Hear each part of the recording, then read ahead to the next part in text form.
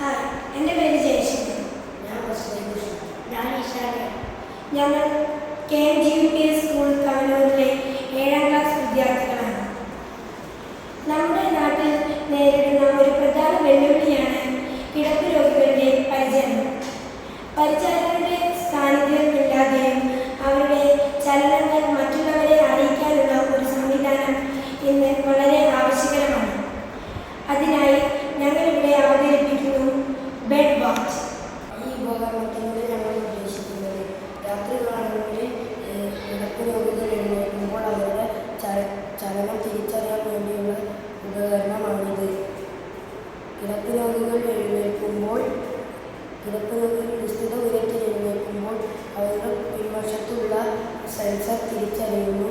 അതിലൂടെ LED bulb പ്രകാശിക്കുന്നു. പുറത്തു വശത്തെ സെൻസർ ശബ്ദമുണ്ടാക്കി മറ്റുള്ളവർ തിരിച്ചറിയും. Bed watch